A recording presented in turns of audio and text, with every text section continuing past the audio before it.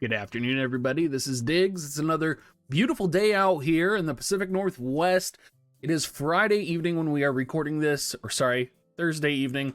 Gonna have to get my days right. Sorry, we've been very busy preparing for Friday evening for the unofficial community stream that will be happening tomorrow night. I hope to see all of you there.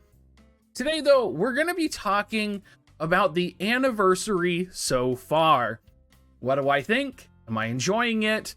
What are some of the things that were unforeseen? And what are maybe some of the struggles that it's been happening? I would say overall, my thoughts on the anniversary right now are that we just really nailed it. I mean, maybe not really nailed it, right? I would say it's entertaining, it's good, and it's keeping my attention. There's definitely been some misses, right? I still don't have the Mont Challenge board figured out. We still don't know where those statuses on all of these kind of bugs that have showed up. For the most part, though, they've been hitting it pretty good, right? You know, it's just one of those things where it feels like what they've done is open up an entire section of the game that players didn't maybe have access to before. That would specifically be talking about, right, you know, you can suddenly level up a lot more units. You can suddenly level up your espers to 3-star. You can maybe level your espers if you weren't before with the amount of magicite that we got in addition to the token system, right? So you probably would have been able to level up your espers if they weren't leveled before. They released the combined pass, so getting resonance was easy. The gifts that we've been getting have been awesome, and there's still more to come. Of course, right now I think a lot of people are feeling the fact that we haven't gotten that unit of choice ticket yet, which, you know, I get, but even with a miss like that, right? Even with not getting the unit of choice here, even without getting that beginner's login bonus, with having some issues with the bingo boards, it still feels like there is enough to do. It's fun and it's engaging, right? I think personally, one of my favorite things is some of the summons because they're unexpectedly fun, right? I can't show it here because I don't have it up, but I found that the daily free summon where you get like an item has been incredible. Like I got 30 XL Magicites from that. That's been amazing. Like that's been like one of the fun things to log in. And maybe that's the word we're looking for, right? Is that it's been fun to log into the game. Not only is there content, but there's also things to do. Guilds have been modified, right? So you now have these new guild missions. And for some people, and I feel this, guild quests kind of feel like one more daily thing to do. That was my initial thought as well. But the fact that you get rewards with it is amazing. And you actually get a good amount of guild tokens too when you do them. So I get it. It's another daily thing to do, but it's also really great. It boosts your guild. And that's not even talking about the changes to shards, right? I'm finally going to be able to max out Halloween Raryu. It's something that's been on my mind forever because, you know, he came, he went in that 1 week period, and I was not able to max him out. And for me, that was really disappointing. So the fact that I'm able to do that now has just been another much needed change to the game where I'm like, okay, I'm liking this. I'm seeing where this is going. Probably one of the changes I love the most is actually the change to class match right now. And with the 5x medals and with class match going on right now and free match going on, I've really been enjoying it. Now that's not just because I have Rob, Warrior, Light, and Yuna, right? That aspect is kind of fun as well. But it's the fact that I'm guaranteed to match with someone who's in auto, right? So if I go to match battle here, I can go to matching settings, and I can match only with opponents who share the same auto battle settings. That means I'm only going to fight someone who's auto battling, and you can no longer change to manual. That makes it so much more fun for me. It makes it kind of like a test of how you can manipulate the AI. As someone who has never been big on match battle, I'm actually finding myself looking forward to playing match battle now, and I'm actually looking forward to kind of spectating some matches in the future. I'm definitely noticing some of the problems in terms of powerful compositions and not really having ways to defeat them. I think a lot of people are running into that problem when you see manual and you just see the double quicken strat, right? So I'm not sure, you know, when I do set up my tournament, probably after our community stream this week, maybe it'll be a few weeks before I do set up our official tournament, I definitely want to be able to cast something that's entertaining. So if you have any ideas around that, let me know, because I want to be able to cast something that has restrictions, but still also shows the individual player's decisions at hand, right? I want to be able to bring that out. I want to bring that AI knowledge forward. So that might be rotating maps. That might be, you know, the stage is decided live in our matchup, so they have to choose their compositions first, and then we roll a wheel and they kind of have the luck of RNG on what stage they kind of land on. Anyway, just something I'm thinking about as we are planning all of this. Let's talk about some of the other changes, though. Let's talk about Mog Shop. Let's talk about the Mog Shop, because the anniversary medals were incredible. Been wonderful to get those. The fact that double cost units only cost 1 as well, I know everybody is enjoying. The Final Fantasy X event medal shop, little bit of a letdown because we didn't have shards in here, but I do love it as well, and I do hope we continue to see the trend of the Azure fragments and the Golden Butte fragments, and I love the idea of the Orb of Envisionment.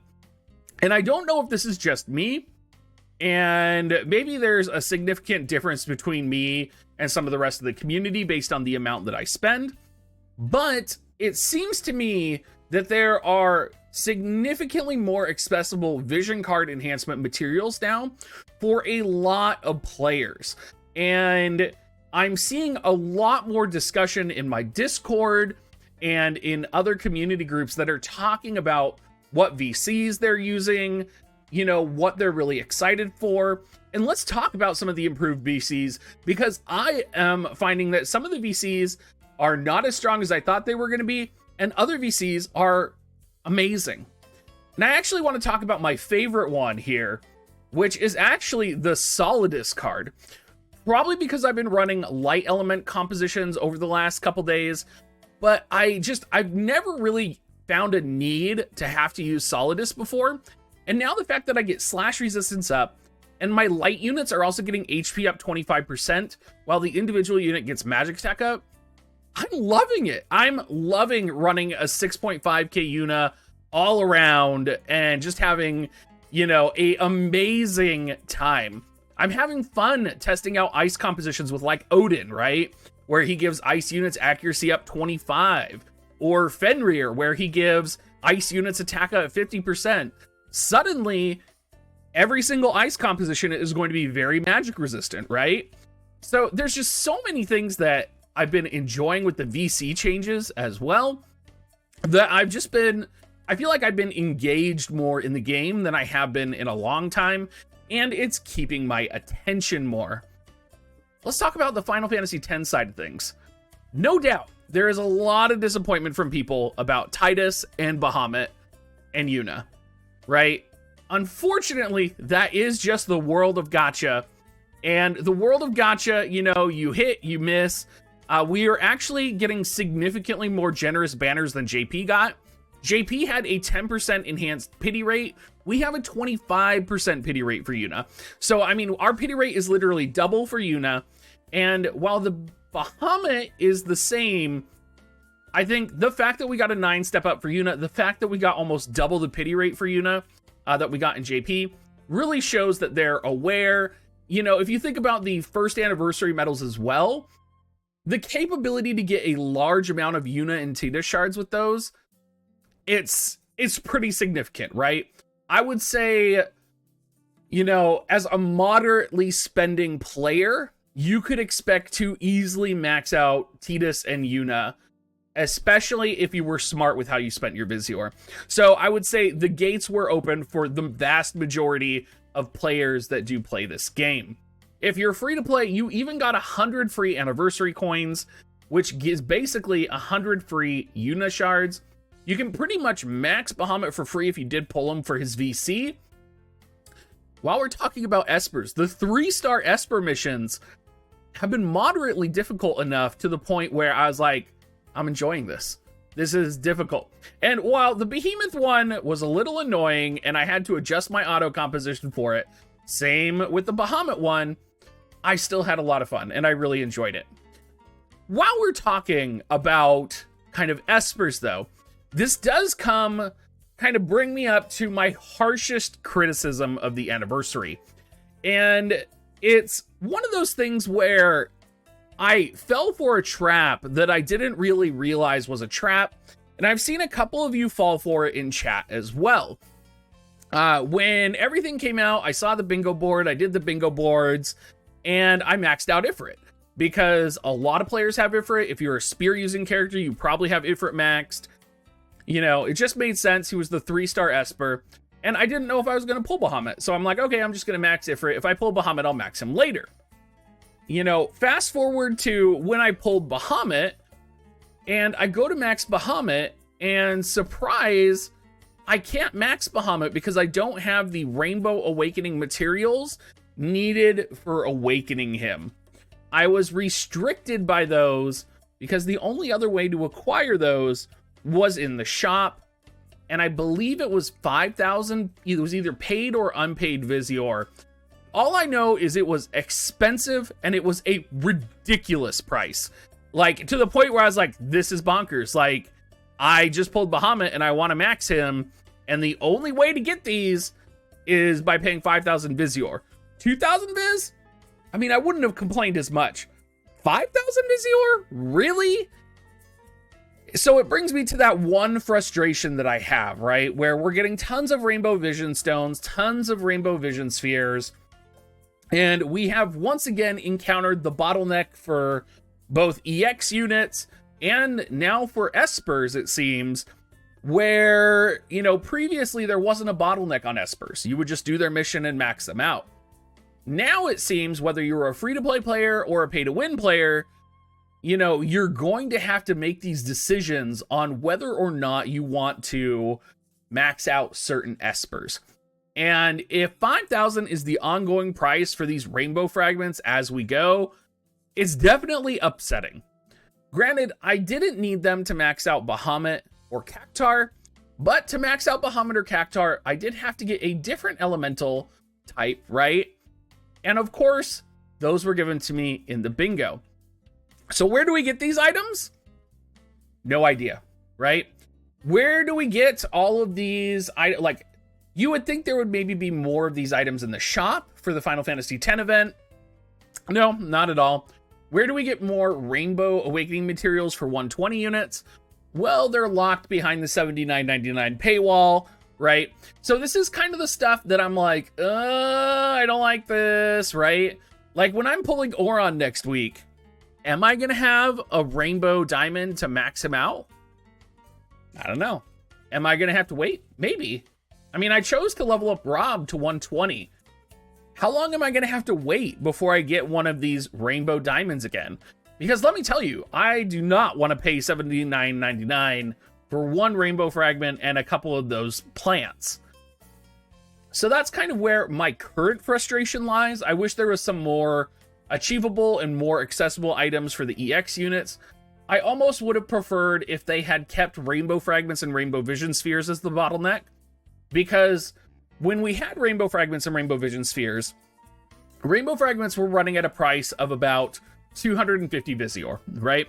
So maxing out a UR unit would, you know, potentially cost you about 2,000. I don't know off the top of my head. Probably 4,000 in combined with like Rainbow Vision Spheres. And now one of these Rainbow Fragments has an equivalent price of about 5,000 to 6,000 Visior, right? At least in the shops that we've seen. So it's a little concerning. I'm kind of like, oh, I don't like the direction this is headed. I'm cautiously optimistic. I hope that we'll be getting a lot more free in the future. But for right now, I'm holding my tongue and I am just gonna wait and see. Gosh, what else do we want to talk about with the anniversary? Let's talk about how there's no longer an intro video at all. Stability-wise, it seems like it's doing okay. It seems like there's more players playing this game than there ever have been, which is fantastic. We had almost 300 people live on my poll stream the other night, 350 people on patch night, which are some of the highest numbers I've ever seen. I know Clake had 650, but he has all them Brave Exvius people, so he gets a lot of people watching. But yeah, I mean, it feels like Final Fantasy X has invigorated the community a little bit more, and I'm happy. I'm excited, and I hope this kind of train continues on in the next coming weeks, especially with Auron, especially with potentially Nier. I think probably one of the worst things they could do is remove Nier and not have Nier featured at all. That would kind of break my heart a little bit. So we'll kind of have to wait and see. Oh, let's talk about the mastery system. I love the mastery system as well. Sorry, we're just like, I am completely sidetracked making this video. This was a video where I sat down and I'm like, we're going to do this. I'm going to make it, 15 minutes before I have to go raid in Final Fantasy 14. It's going to get done. And then we are going to do more anniversary stuff. So I love the mastery system. Of course, I am a Kraken and I benefit a lot from it, but it gives me something to do. It gives me something to invest in, and it gives me other characters to work on. So I've been in the process of leveling all of my units to 99, which has actually been pretty fun. And then I'm going to be starting the process of actually utilizing and awakening their abilities, making sure that they are viable in combat so that I can test them in certain situations. It's just been fun. It's fun to use different units, get resonance on them with triple EXP. Using triple EXP and skip tickets, leveling has never been easier. With the amount of rainbow fragments and vision spheres I have from Anniversary, like I feel like I had like 70 of each, 70 rainbow fragments, and I think at one point I had like 150 rainbow vision spheres. So like I've just been loving it. So anyway, everybody, I hope you all have a great rest of your day. I hope you guys all turn out to the community live stream tomorrow. We have some big, exciting guests that I am very happy will be there. And I hope you all are excited to hear that in my announcement video tomorrow morning. I'll see you guys there. And yeah, have a great rest of your day.